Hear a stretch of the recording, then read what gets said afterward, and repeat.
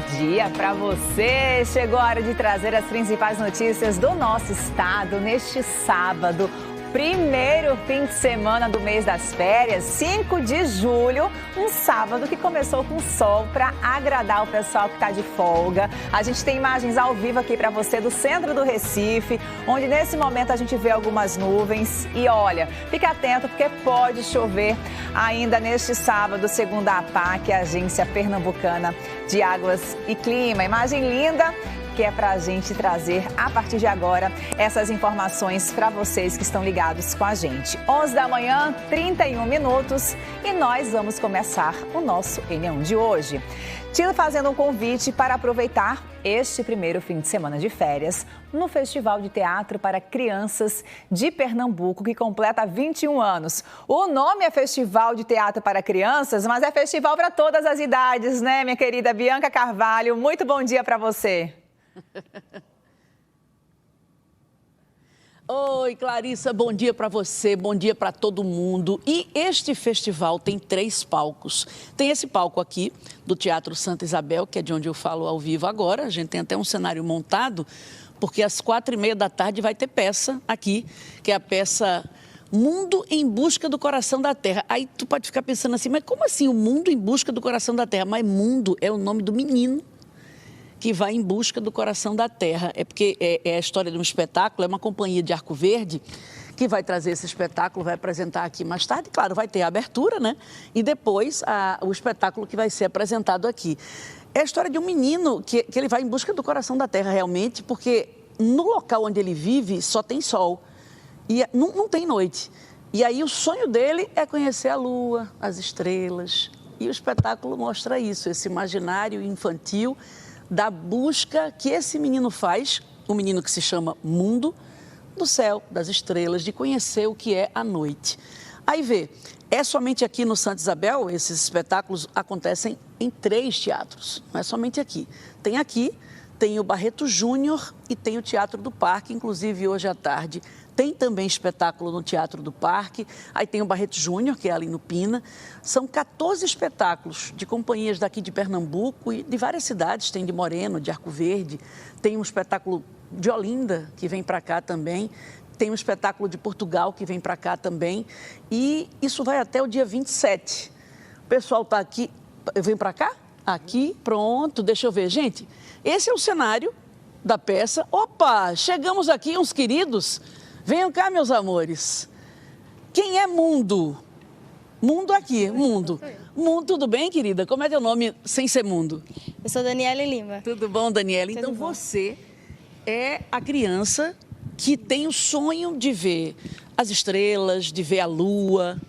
Sou eu mesmo. Porque você nunca viu, só tem sol na tua terra. Só sol. Desde que eu nasci, só tinha sol. E meu pai me contava as histórias de como era antes, como tinha a lua, as estrelas e como era a escuridão. Mas eu não conhecia. Você não conheceu? Não conheci. E quem são aqui essas pessoas? Eu sou o velhinho, protetor da natureza.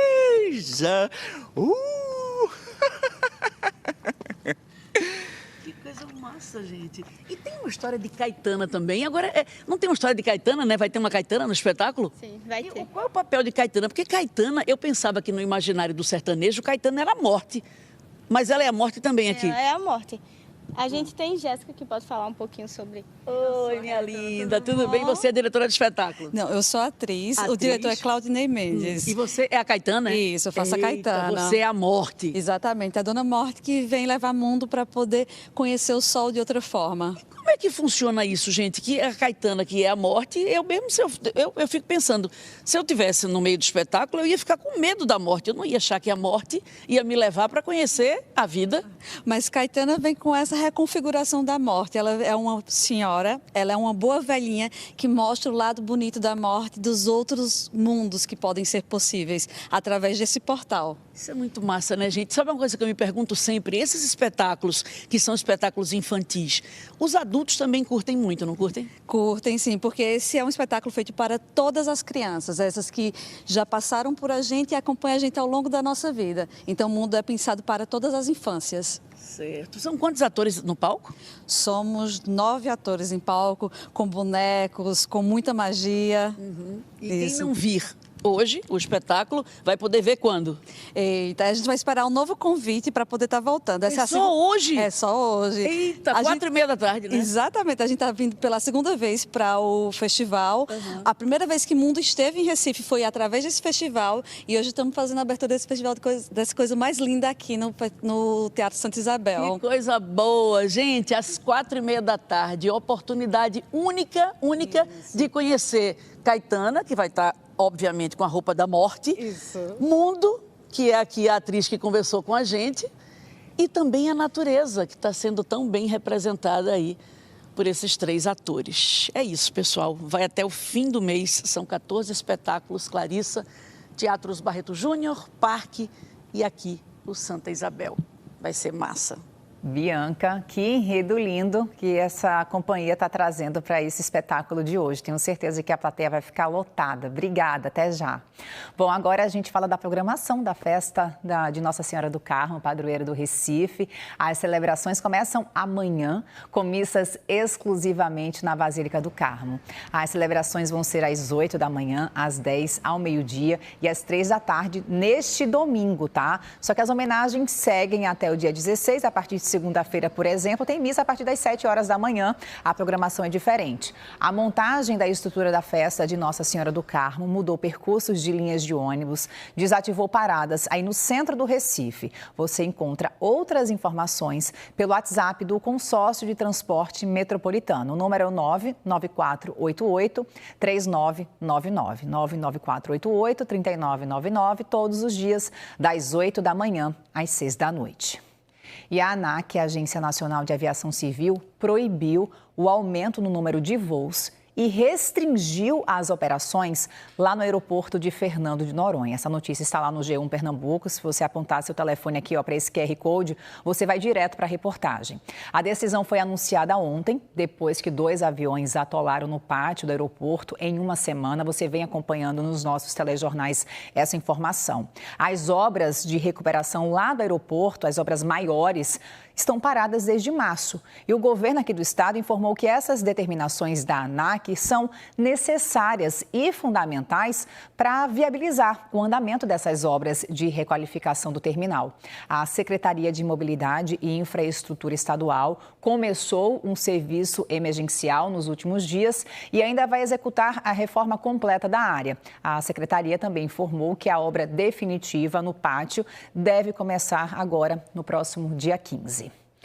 E a TV Globo teve acesso ao laudo da morte da advogada Maria Eduarda Medeiros, encontrada morta no mar depois do naufrágio de um veleiro no Cabo de Santo Agostinho. A perícia revelou que Maria Eduarda morreu vítima de afogamento. A conclusão afirma que o exame pericial tanatoscópico foi realizado com uma análise minuciosa do corpo e com exploração dos ferimentos em membros. A polícia científica também fez exames complementares com tomografia do corpo inteiro, além de exame toxicológico. O médico legista concluiu que a morte foi causada por asfixia direta por afogamento, evidenciado por sinais externos e internos do corpo periciado.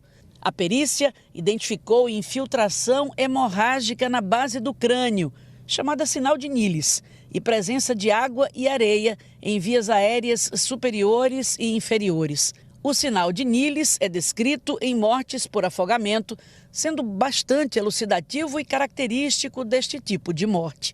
O médico legista também afirma que não encontrou sinais de violência ou outros indícios que pudessem sugerir uma possível ação contundente como causadora da morte, e que as lesões encontradas no corpo são compatíveis com aquelas produzidas após a morte. O laudo é assinado pelo médico legista Bruno Henrique Pires de Lira. Maria Eduarda Medeiros, de 38 anos, estava em um veleiro que naufragou no último dia 21 na praia de Suape, no Cabo de Santo Agostinho. A advogada estava com o namorado, o médico urologista Seráfico Júnior, e o cachorro de estimação. Seráfico conseguiu se salvar. O advogado dele, Ademar Rigueira, disse que o médico chegou a nadar por 2 horas com Maria Eduarda, mas que depois de uma onda forte, perdeu a namorada de vista. O corpo dela foi encontrado após 4 dias de buscas do Corpo de Bombeiros e da Marinha na Praia de Calhetas, também no Cabo. O inquérito que investiga a morte é da Delegacia de Porto de Galinhas. A Marinha também instaurou um inquérito sobre acidentes e fatos de navegação para apurar as circunstâncias e causas do naufrágio. E uma pesquisa quer investigar os hábitos, os costumes, as preferências e os comportamentos de quem vive nas comunidades de todo o Brasil. Aqui no Recife, o trabalho do Data Favela começou hoje. É uma parceria com a Central Única de Favelas, a CUFA. Os entrevistadores são da comunidade. Foram treinados para conversar com os moradores e fazer um retrato de como eles se veem, do que gostam, mostrar o que consomem, como pagam, como lidam com o dinheiro e o que eles acham que precisa melhorar. Pensando no último ano, você diria que sua vida ficou igual, melhorou ou piorou? Melhorou. O povo do Alto Santa Isabel respondeu ao questionário na rua, nas casas. O levantamento feito pela CUFA, Central Única de Favelas, e pelo Data Favela começou ontem e vai até amanhã, em todos os estados. Os dados vão ser divulgados a partir do dia 18. O presidente do Conselho de Moradores acha que a informação pode trazer mudanças. Eles vão ver a carência da comunidade e vai ver se a comunidade precisa ou não precisa ser ajudada. Aqui está precisando de segurança, muita gente desempregada. A gente lá do Conselho de Moradores ajuda muita gente aqui e fora daqui. 30 mil pessoas moram no Alto Santa Isabel. Muitas nasceram e cresceram aqui, sentem muito orgulho. Quem mora na favela, na comunidade, não quer sair. E em especial aqui o Alto Isabel é um lugar calmo, pacato, onde todo mundo conhece todo mundo conversa com todo mundo e a gente busca melhorar cada vez mais essa relação e o sentimento de pertencimento. Estou com 58 anos aqui, conheço todo mundo aqui, né? De Conselho a Moradores, Mari, Everton, tenho orgulho de tudo da minha comunidade. A escuta, sendo feita assim, pelos próprios moradores, ajuda a entender melhor o dia a dia do povo, as queixas, os sonhos e a importância de enxergar a favela como potência e não como problema. É muito bom morar aqui, as minhas amizades, família quase tudo perto um do outro. É muito bom, menina. E o que é que a senhora acha que precisa, assim, o sonho da senhora, o que é que a senhora acha que poderia melhorar? É, mais segurança, né? Em todo canto tá assim, né? Mais segurança, problemas assim, o posto de saúde melhorar mais, né? Quando a gente fala Data Favela, CUFA Pernambuco, então eles abrem as portas, né? Então, para a gente é impactante para quem está sendo entrevistado e para o entrevistador. Então, é um motivo de orgulho. Perfeito.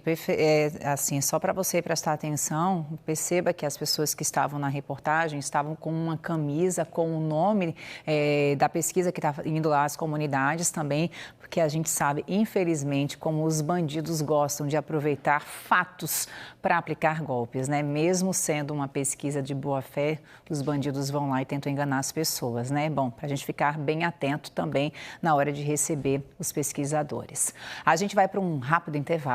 E a seguir tem a volta do Descomplica. Você vai entender com Bianca Carvalho o que acontece neste momento de conflitos, guerras lá no Oriente Médio. Até já!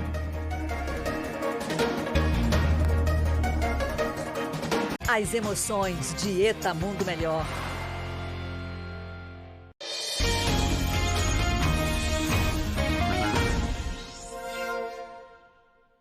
O Descomplica aí tá de volta. E Bianca Carvalho vai explicar pra gente, tintim por tintim, o que acontece neste momento lá no Oriente Médio, onde tantos conflitos tomam conta também das notícias ao redor do mundo.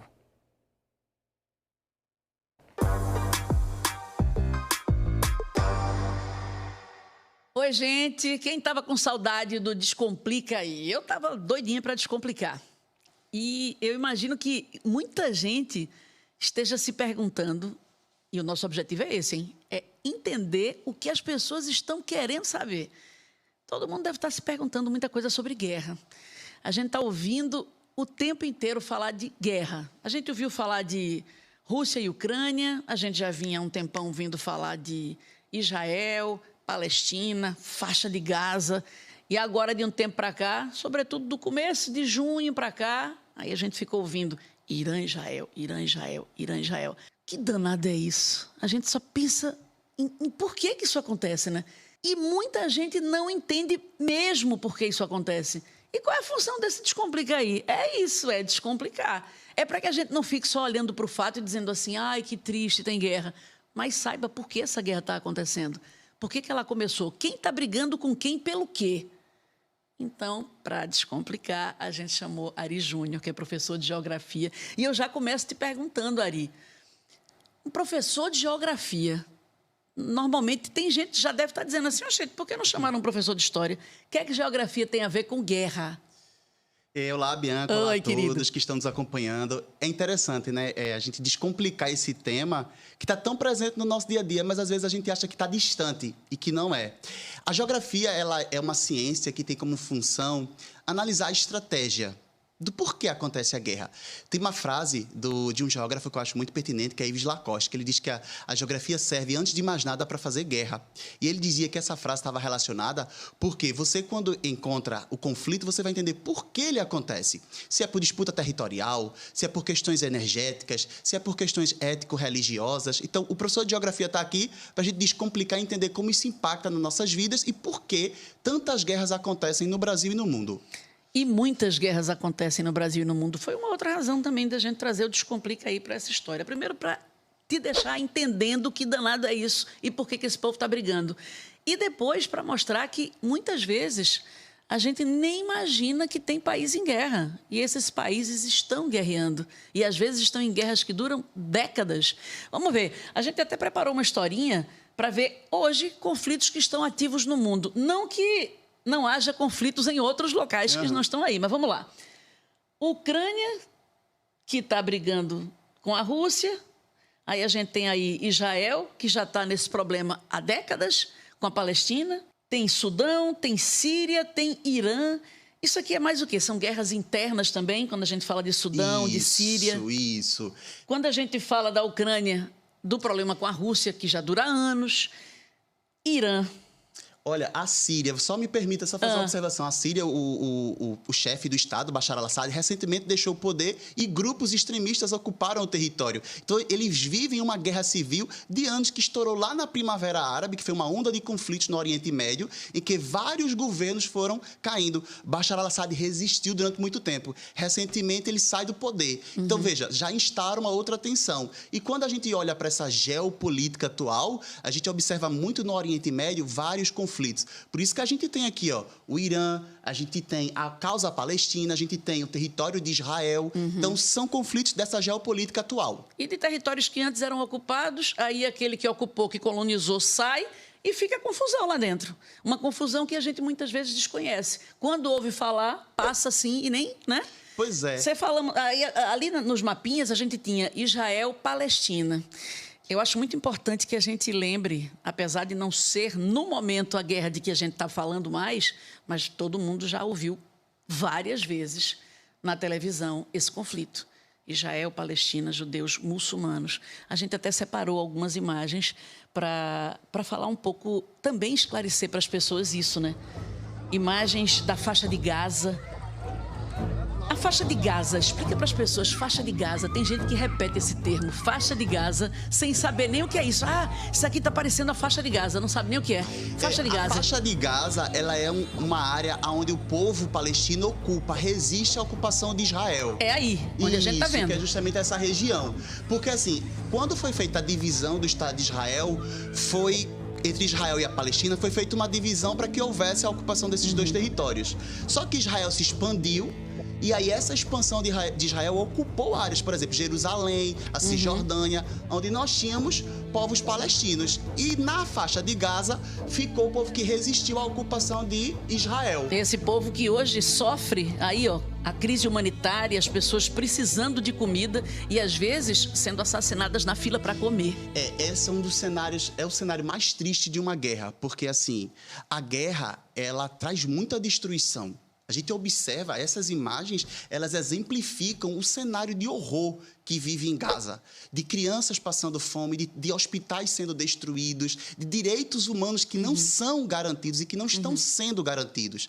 Então é uma verdadeira crise humanitária que nós, quanto cidadãos, a gente tem que fazer essa reflexão. A gente não pode normalizar essas imagens, Bianca. Isso deve nos chocar. Não pode, não pode. E cada um tem suas razões, né? Se a gente ouvir o lado de Israel, tem um lado. Aí o lado dos palestinos, todo mundo quer um território. E aí vem de novo a importância da geografia. Geografia, por falar em geografia, vamos lá. Aqui, ó, Oriente Médio. Onde é que a gente está falando aqui? Vamos lá. A gente observa lá, se a gente começou lá com Israel e Gaza, né? A gente ali, observa ali, essa área do Oriente Médio, que é uma área intercontinental que pega grande parte da Ásia e ali o Egito, África. Né? E aqui a gente tem uma área que é muito estratégica. Eu costumo dizer que essa região, Bianca, ela é uma região muito tensa.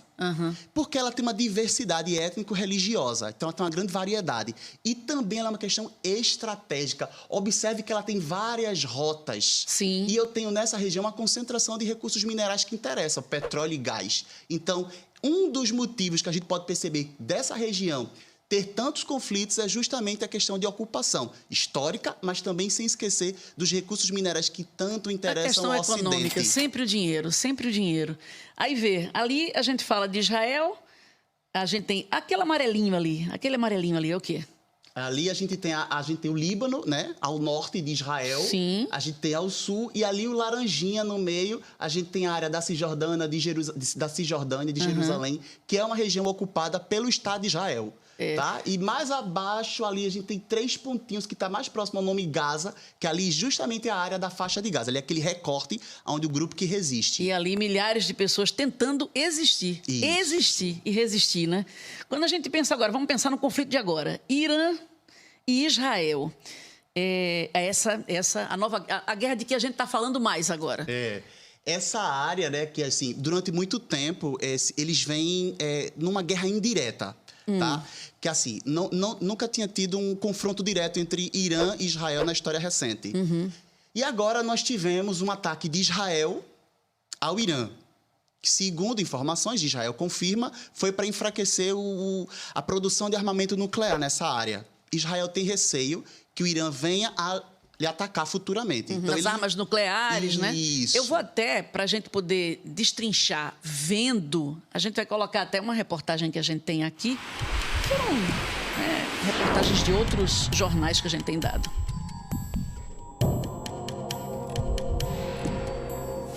Moradores da capital, Teherã, que tem 10 milhões de habitantes, é uma cidade grande, relatam ter visto, na madrugada, jatos israelenses cruzando o céu.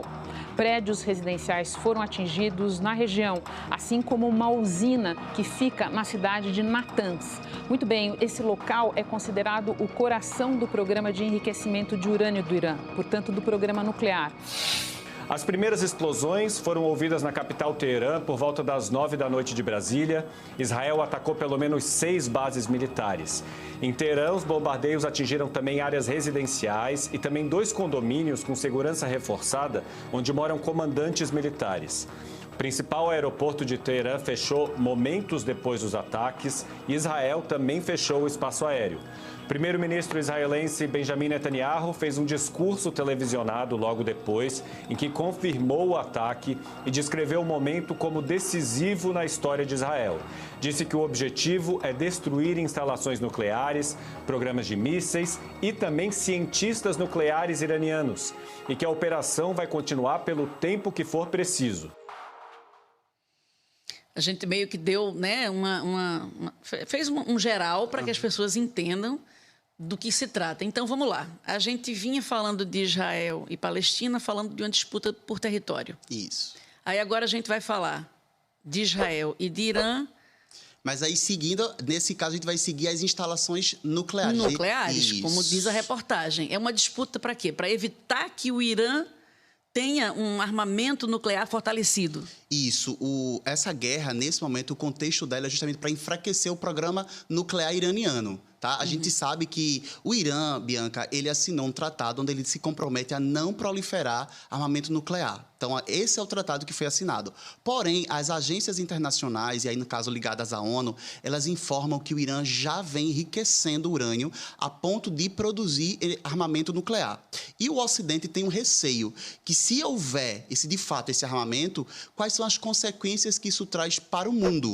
Então, o ataque de Israel, ele é um ataque cirúrgico para justamente essas usinas, enfraquecimento desse sistema nuclear. E ele conta com a presença dos Estados Unidos. A gente já vai falar disso, até porque Estados Unidos e Israel são sempre aliados, né? Isso aí são amigos de longas datas. Aí, os Estados Unidos, que estão bem longe dessa área aí que a gente mostrou, do Oriente Médio, assim, não estão ali, nessa área que a gente viu. Mas eles chegam e chegam valendo. Vamos ver. Pela primeira vez na história, os Estados Unidos bombardearam instalações nucleares iranianas. A short time ago, the U.S. military carried out massive precision strikes on the 3 key nuclear facilities in the Iranian regime: Fordow, Natanz, and Esfahan. O planejamento começou há algumas semanas com o aumento da tensão entre Israel e Irã. O primeiro-ministro de Israel, Benjamin Netanyahu, já tinha pedido ajuda a Donald Trump. Israel reconhecia que não teria capacidade militar de destruir o programa nuclear iraniano com seus ataques aéreos, especialmente a usina subterrânea de Fordow. Localizada a cerca de 100 quilômetros de Teherã, Fordow foi construída 80 metros abaixo da superfície. Estima-se que a usina tenha 3.000 centrífugas de enriquecimento de urânio. Por que essa preocupação com o urânio? Porque a gente aqui também tem enriquecimento de urânio, só que a gente tem num percentual que é ok, né? O que tem a ver urânio com usina nuclear, com guerra? É porque o enriquecimento de urânio, Bianca, ele pode ter a finalidade de produção de energia. Por exemplo, no caso do Brasil, a gente respeita os tratados internacionais e que o enriquecimento de urânio ele vai de 3% até 5% para a produção de energia nuclear, que é uma energia limpa, apesar de não ser renovável. Então, até aí pode. As informações é que o Irã vem enriquecendo esse urânio acima de 80%. E aí, quando já está nesse patamar, é um indício de armamento nuclear. E aí o mundo tem esse receio de que, se houver esse armamento nuclear, quais são as consequências que isso pode trazer para o mundo? Uma pergunta que eu me faço sempre é assim, como é que a gente tem certeza do que a gente está ouvindo, sabe? Porque a gente está tão longe. E aí dizem assim, não, porque o Irã estava fortalecendo essa estratégia de armamento nuclear. Aí muita gente fica se perguntando, sem entender, ou se perguntando mesmo, será? Será? E aí, por que os Estados Unidos, o que os Estados Unidos tem a ver com isso? Porque os países não são soberanos. Então, por que em algumas guerras outro país pode se meter e em outras diz que ninguém pode se meter? Como é que é isso, Ari? Primeiro, eu acho interessante, Bianca, a gente refletir. Uma guerra também é uma guerra de versões. E quais são as versões contadas? Em quem acreditar? De que forma acreditar? É sempre uma incógnita que vai surgir. Os Estados Unidos entrou nesse ataque cirúrgico, como a gente viu na reportagem, justamente porque ele tem um armamento que conseguiu atingir essas usinas. Então, ele entra para ser cirúrgico. Entrou pelo poder de fogo, né? Entrou pelo poder de fogo. A gente ouviu muitas pessoas falarem de possibilidade de uma terceira guerra mundial. A gente sabe que agora existe uma trégua. Dizem que é uma trégua frágil, ou seja, eles fizeram as pazes momentaneamente, né? Israel e Irã, mas ainda tem que se temer isso. E até o que eu queria saber... a gente preparou um negocinho também para explicar sobre isso. Você tinha falado de recursos naturais. O que o Brasil tem a ver com essa história toda? E a gente pensa no líquido preto, que é? Petróleo. Petróleo. Vamos ver.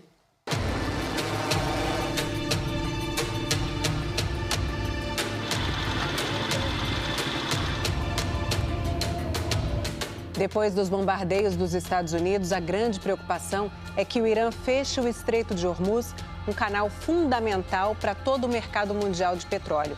É uma passagem muito apertada. No ponto mais estreito tem 33 quilômetros de largura. Só que a parte funda o suficiente para passagem de navios grandes é bem menor. São 2 canais de 3 quilômetros de largura cada, um para ir e outro para voltar. A parte norte do canal é território do Irã, a parte sul de Omã. Esse pequeno pedaço de mar é de importância estratégica global, porque os países do Golfo Pérsico produzem muito petróleo. E a única saída para eles é por ali. Hoje, cerca de 20% do petróleo e do gás natural do mundo passam pelo Estreito de Hormuz. E é por causa disso, do petróleo, que essa história pode sobrar para a gente? A gente observa a importância desse canal para todo mundo. Porque 20% do petróleo mundial, como a gente viu na ilustração, na reportagem, passa por essa região. Então, veja, se nós tivermos um aumento dessa tensão, e se de fato o parlamento iraniano mantiver, porque até então não está fechado, tá, Bianca? É bom deixar bem claro. Houve a especulação no momento, o petróleo subiu, e aí houve essa tensão. No caso, se o petróleo vier a aumentar, aumenta direto na gasolina, Sim, Bianca. aumenta fruta e verdura na Ceasa. Pois é, por causa do transporte que usa petróleo, né? Pois é, então assim, a tensão é justamente por conta da exploração dessa matéria-prima. Porque se houver esse enriquecimento e se houver um aumento do preço do petróleo, todo mundo sofre por cadeia. Então, o conflito ele impacta a gente de forma direta e indireta. Eu acho que uma pergunta que eu não queria deixar de fazer antes da gente terminar essa nossa conversa é assim, porque existe uma coisa chamada ONU, né? A Organização das Nações Unidas, tem um monte de país lá dentro. Por que não há uma... Por que a gente não ajuda a resolver isso? A gente não pode achar normal que as pessoas estejam se matando em vários locais, como a gente viu aí, e continuem se matando e a gente fica assistindo e... Pois é, o papel da ONU ela deveria para intervir, né? A função dela é intervir nessas tensões e até buscar um cessar-fogo. Por exemplo, o Donald Trump que anunciou o cessar-fogo entre Irã e Israel, a ONU não teve participação direta, ou seja, ela deveria ter assumido esse protagonismo de buscar um cessar-fogo, que, ao meu ver, é um cessar-fogo frágil. Torcer para que nós não tenhamos aumento do conflito. Mas a ONU ela vem deixando a desejar do seu papel quanto instituição internacional para impedir que novos conflitos, ou para que conflitos já existentes venham a acontecer. A gente deve combater a guerra de forma intensa. Ninguém deve existir, não deve existir conflitos, porque traz muita pobreza, muita desigualdade, crise humanitária. Então, é um horror falar sobre isso. E a gente que não vai... Nós, cidadãos comuns, a gente que não vai para a reunião da ONU, a gente que não manda em país nenhum, a gente, eu, você, todo mundo que está assistindo ao programa, o que a gente faz? A gente não pode nunca ficar insensível a isso. Mas não só o sofrimento de pessoas que moram em Israel, Irã, Rússia, Ucrânia, mas a essas outras guerras, essas pessoas que são guerras invisíveis, que a gente vê muito pouco, quase não vê. Tem gente que nem sabe, tem gente que viu a gente botar o mapinha e disse, tem guerra lá. Nós não podemos normalizar essa discussão ou deixar esses temas invisíveis. Eles precisam ganhar essa discussão. É por isso que esse debate a essa hora é tão importante, para que as pessoas entendam que, por mais que nós não estejamos envolvidos diretamente no conflito, a gente não pode olhar para ele e normalizá-lo. A gente sempre deve buscar o diálogo, uma discussão mais pacífica, para que os acordos possam ser feitos e o respeito aos territórios. E para que a gente entenda, né? Não está nem se falando só do prejuízo econômico, mas do prejuízo humano. A guerra é, acima de tudo, uma afronta enorme, gigante, à dignidade de todas as pessoas nesses territórios que estão guerreando entre si. E isso é uma questão humanitária, né? Acima de tudo, é uma questão humanitária. Então, a gente precisa olhar para esse tema com sensibilidade e condenar qualquer tipo de ataque. As vias pacíficas, elas devem acontecer. O Brasil, historicamente, é um país diplomático. Então, ele precisa fazer com que essa diplomacia se faça valer. Tá certo. E a gente precisa entender do que a gente está falando. Ari, meu querido, muito obrigada. Eu sei que é um tema, assim, que a gente ficaria aqui 30 descomplica aí, só tentando descomplicar essa quantidade de guerra, e fica muito pra gente, pra você que gosta de entender as coisas e por isso acompanha o Descomplica aí. Pensa, lembra que existe a guerra, essa que a gente vê, e a guerra das versões. Tem uma pessoa que fala isso, outra pessoa que fala aquilo. Então, a gente tem que observar atentamente as versões. Se você ficou com dúvida ou se tinha muita informação, e eu sei que tem, a gente falou, foi muita coisa, né, Ari? Então, você pode rever toda essa nossa conversa pelo nosso portal de notícias, o g1.com.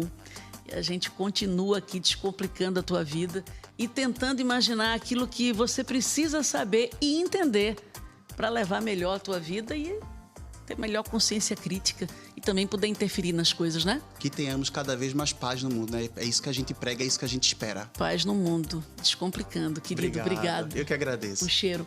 Até a próxima.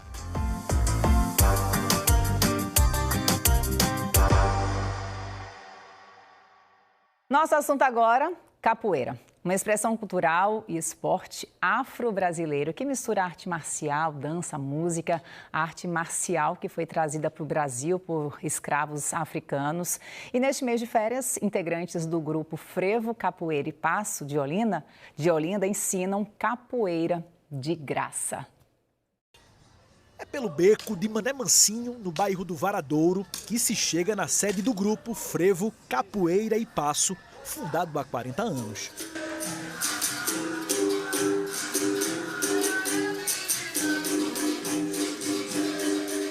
O som do birimbau do mestre Carlos Loy, integrante do grupo, revela que a aula é de capoeira de Angola. Você cria uma situação com o corpo, né? Essa habilidade do corpo para poder induzir o outro a fazer o que você quer, mas através da musicalidade ancestral, né? A capoeira chama a gente de todas as idades. Mistura cultura, luta, música, dança. E foram os movimentos cheios de ritmo que trouxeram Juliana para as aulas. Ela é passista de frevo e acredita que a capoeira vai deixar a evolução mais bonita, mais segura. O frevo e a capoeira estão interligadas, né? Até porque o frevo ele veio da capoeira. Para quem é passista, eu acho muito importante. Você também tem uma base. Para na hora estar tipo de roda, tudinho, você saber fazer. As aulas são de graça e também dá para aprender aqui maracatu, frevo. É um projeto que contempla 3 meses. Então agora em julho a gente está tendo capoeira Angola com o mestre Eloy. Em agosto a gente vai ter frevo com o mestre Tonho das Olindas. E em setembro a gente vai ter maracatu comigo. Lenine não quer parar mais. Diz que a capoeira é arte para a vida toda. Desde quando eu era pequena eu sempre fiz, né? Porque meu pai, ele fazia desde criança. Daí eu sempre gostei muito. Daí é por isso que eu quero fazer pela vida toda. Arthur é mais novinho do que Lenine e também sente os poderes da capoeira. Ele ama. Treinamento é minha coisa favorita na capoeira. E por que você gosta tanto do treinamento? Eu quero aprender coisas novas. E vai aprender, Arthur, muito bem. Os interessados em participar dessas aulas devem entrar em contato pelo Instagram, @frevo, capoeira e passo, aquele tracinho embaixo, o underline, Olinda, @frevo, capoeira e passo, underline, Olinda. E olha só, vamos seguir agora falando de teatro, porque a comédia Avesso do Avesso está em cartaz hoje e amanhã no Teatro Luiz Mendonça, no Parque Dona Lindu. E no elenco tem os atores Marcelo Serrado e Letícia Spiller, que estão juntos pela primeira vez no palco e também aqui pela primeira vez juntos no nosso estúdio. Sejam muito bem-vindos. Boa tarde para vocês. Obrigado. Muito bem, vamos falar um pouquinho sobre essa peça, que é uma comédia que fala de relações, mas não é uma história única, são 6 histórias. Contem um pouquinho pra gente. Quer falar? Quer que eu fale? Sim, fala Letícia. Marcelo já está cansado de falar disso, gente. Então, é o seguinte, gente, é a estreia da Letícia no espetáculo, porque o Marcelo já estava em cena com esse espetáculo, junto com a Heloísa Perricê, que saiu para a novela Eita Mundo Melhor. E aí a Heloísa, a Letícia chega... A honra de ser convidada por esses 2 queridos que eu amo, que eu admiro. Então, essa comédia, gente, eu acho que ela sai um pouco da comédia comum, justamente por serem histórias diferentes, de autores diferentes, casais completamente diferentes um do outro. E isso que eu acho tão rico nessa comédia, porque pra gente é um super exercício e é muito engraçado, porque tem dentro de cada história... Vocês vão ver, quem vier assistir, vai ver que tem uma criticazinha social ali no fundinho. A gente está falando de relacionamento abusivo, tóxico, estamos falando de vício em celular também, né? Vício em celular, na tela lá. Isso, de esquecimento, que as pessoas andam muito esquecidas. Tem uma ironia muito bacana, né? Então, por isso que eu acho ela tão especial. Eu nunca vi uma comédia, assim, de casal... tão diferente quanto essa, foi isso que me encantou. São críticas assim, são tintas fortes sobre situações cotidianas, né? Tipo a separação, o casal separando e cada um resolve, esse aqui fica com você, esse aqui fica com você, mas olha só, o melhor amigo fica comigo. Mas como assim? Então, assim, aí eles já não se dão tão bem assim. Peraí, esse melhor amigo fica comigo. Tem casal que fala assim, né? Não, você não vai mais falar com ele, tá? Tem. Mas esse com amigo esse meu. relacionamento que acaba, que diz assim, essa turma é minha essa e essa outra minha. turma você pode ficar. Aí a discussão é sobre isso. Outro casal fala, que se encontra e fala assim, você faz gaslight? Faço, pô, adoro. E ghost? Pô, amo. Então, assim, vai para tintas bem críticas. Então, assim, eu acho que são situações bem inusitadas de cada história, que ela começa e se fecha ali.